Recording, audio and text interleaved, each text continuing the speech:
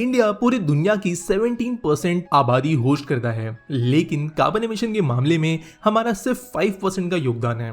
फिर भी climate change से लड़ने के लिए हमने अपने काम में कोई कसर नहीं छोड़ी। यही बात हमारे प्राइम मिनिस्टर जी ने ग्लासगो में हुए COP26 क्लाइमेट समिट के दौरान इंडिया को रिप्रेजेंट करते हुए कही थी, और इसके साथ उन्होंने क्लाइमेट चेंज पर इंडिया की ओर से इस चुनौती को निपटने के लिए पंचामृत तत्व यानी 5 की कमिटमेंट्स भी किए, जिसे पंचामृत नाम दिया गया और उसे प्रेजेंट भी किया।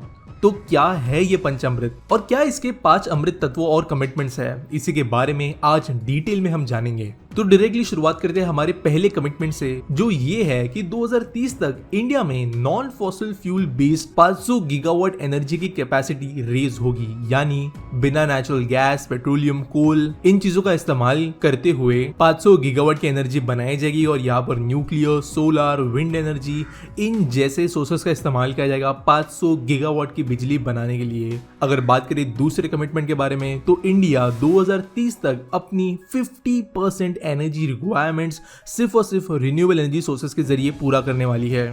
तो पहला टारगेट और दूसरा टारगेट काइंड ऑफ जुड़ा हुआ है। पहले टारगेट के हिसाब से fossil fuel based energy capacity को रिड्यूस करना है, और इसी के ऊपर सेकंड वाला टारगेट डिपेंड करता है, जहां पर आने वाले समय में रिन्यूएबल एनर्जी सोर्सेस पर ये इंडिया की बढ़ती हुई कैपेसिटी को शिफ्ट किया जाएगा। तीसरे कमिटमेंट की बात करें तो यहाँ पर इंडिया ने कहा है कि वो अभी से लेकर 2030 के बीच में इंडिया के कार्बन एमिशन को 1 बिलियन टन से कम करेंगे। आपको बता दूं कि वर्ल्ड रिसोर्सेज इंस्टीट्यूट के हिसाब से 2018 में इंडिया ने 3.3 billion ton of greenhouse emissions release किए थे, और 2030 तक 35 to 40 बिलियन टन तक ये पहुंच जाएगा, ऐसा इनके द्वारा कहा गया था। लेकिन इंडिया ने ये कमिटमेंट दिया है कि वो उसमें से 1 बिलियन टन को रिड्यूस करेंगे और इसके ऊपर वो काम करेंगे।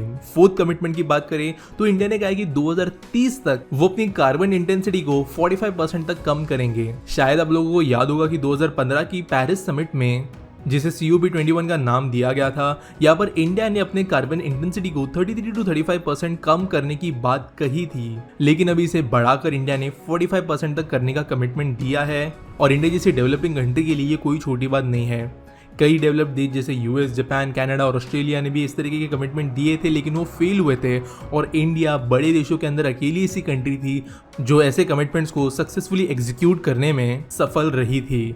अब इंडिया का आखिरी कमिटमेंट ये है कि 2070 तक वो जीरो एमिशन और एक कार्बन न्यूट्रल कंट्री बनेंगे, यानी इंडिया के अंदर 2070 के बाद में कोई भी कार्बन डाइऑक्साइड रिलीज नहीं होगी, और अगर रिलीज भी होती है तो उसे उतना एब्जॉर्ब भी कर दिया जाएगा। अगर आपको कार्बन एब्जॉर्ब का मतलब नहीं पता तो इसे मैं थोड़ा एक्सप्लेन कर देता हूँ।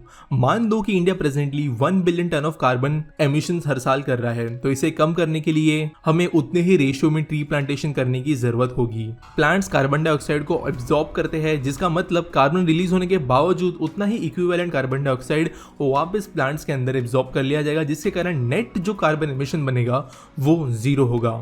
ये जस्ट एग्जाम्पल था जीरो एमिशन का मतलब समझाने के लिए। इस टारगेट को पूरा करने के लिए इंडियन रेलवेज को भी इंपॉर्टेंट माना जा रहा है। इसके अलावा LED use, renewable energy sources और EV सेक्टर में इंडिया को भी काफी काम करना बचा है इन 5 कमिटमेंट्स पर खरा उतरने के लिए। इन शॉर्ट, ये पंचामृत इंडिया ने ग्लोबल लेवल पर दिए हुए ऐसे 5 क्लाइमेट चेंज कमिटमेंट्स है जिन्हें पूरा करना ही होगा। और इसके साथ साथ हमारे प्राइम मिनिस्टर ने ये कहा है कि सभी डेवलप कंट्रीज को $1 ट्रिलियन का क्लाइमेट चेंज फाइनेंस करना चाहिए, ताकि जितनी भी डेवलपिंग कंट्रीज है उन्हें अपनी जीरो एमिशन टारगेट मीट करने के लिए मदद हो।